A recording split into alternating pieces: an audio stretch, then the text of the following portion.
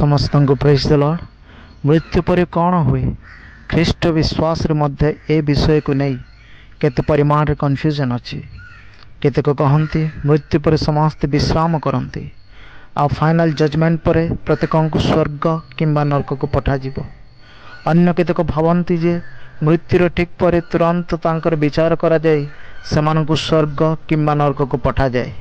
आउ केतेक कहती जेतेबेले जड़े व्यक्तिर मृत्यु घटे तांकर आत्मा एक टेम्परारी स्वर्ग किंबा टेम्परारी नरक को पठा जाए जोटी से माने फाइनल जजमेंट अपेक्षा रहती जहाँकि पुनरुत्थान पर हेबो। ए विषय नहीं बाइबल कौन कहे मृत्यु पर वास्तव कौन हुए।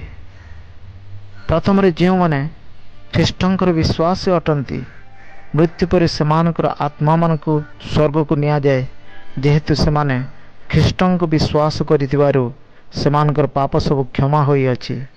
यह ईश्वर को वाक्य कहे।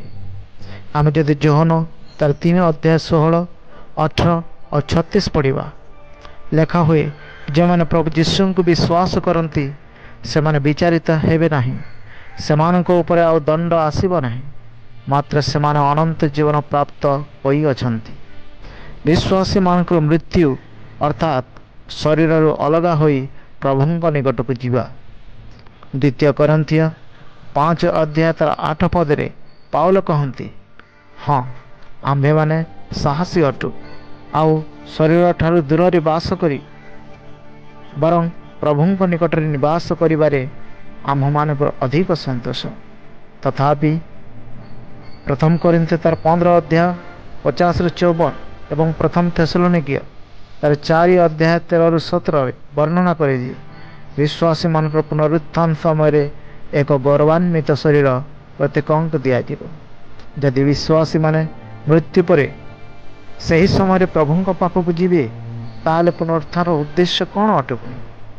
एथिरे जना पड़े जे विश्वासी मानकर मृत्यु पर आत्मा प्रभु निकट को जाए और शरीर कबर रे विश्राम करे और विश्वासी मानकर पुनरुत्थान समय शरीर पुनरुत्थित गौरवान्वित और आत्मा शरीर एक हेब।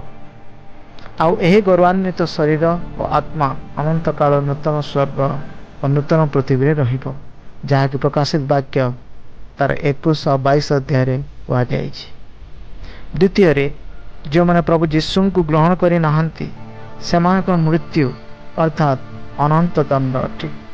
विश्वासी मानक परि मृत्यु पर अविश्वासी माने एक टेम्परारी जगह को जाती जोठारे रही से माने अंतिम विचार अपेक्षा रहती। लूकार सुसमाचार 16 अध्याय 22 और 23 पद वर्णना करे किपरि जन धनी व्यक्ति मृत्यु पर संगे संगे जंत्रणा पाई।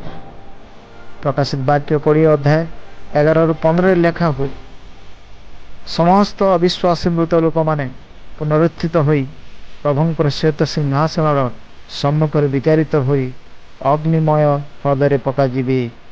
एथिरे जना पड़े जे अविश्वासी मानकर मृत्यु पर हठात से मानकर आत्मा को नरक को पठा न जाए एक टेम्परारी जंत्रणा जगह को पठा जाए जो से धनी व्यक्ति चित्कार करी कहिला मो एही नियारे कलबल हेउछि।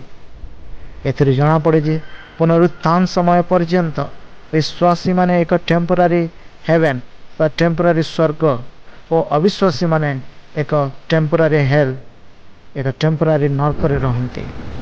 आ सही समय रे आत्मा और शरीर रियूनाइट हेबो किंतु तांकर अनंत कालर परिणाम परिवर्तन हेब नहीं। विश्वासी माने टेम्परारी स्वर्ग रु इटर्नल स्वर्ग को और अविश्वासी माने टेम्परारी हेल रु परमानेंट हेल को शिफ्ट हेबे। प्रकाशित वाक्य तार 20 अध्याय 6 अनुसार जो माने प्रथम पुनरुत्थान अंशी होती से माने ईश्वर और ख्रीष्टंक याजक ही 1,000 वर्ष पर्यंत ताहांक सहित राजत्व करिवे। 1000 वर्ष ख्रीष्टंक राजत्व पर जहाँकि प्रकाशित वाक्य तार 20 अध्याय 12 ରୁ 15 लेखा हुए। अन्य एक पुनरुत्थान हुए अविश्वासी मानकर अंतिम विचार करा जाए सेमानको अग्निमय हृदय पकागला। प्रकाशित वाक्य 21 ରୁ 1 रे ଆମେ ନୂତନ ଆକାଶମଣ୍ଡଳ ଓ ନୂତନ ପୃଥିବୀକୁ ଦେଖୁଅଛୁ।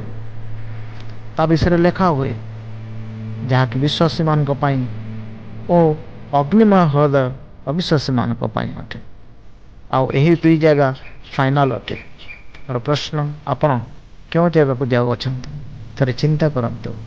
ଆଉ ଯଦି ଯୀଶୁଙ୍କୁ ନିଜର ମୁକ୍ତିଦାତା ଗ୍ରହଣ କରିନାହାନ୍ତି, ଏବେ ହିଁ କରି ନିଜ ଜାଗା ସ୍ୱର୍ଗରେ ରହିବା ପାଇଁ ନିଶ୍ଚିତ। God bless you all.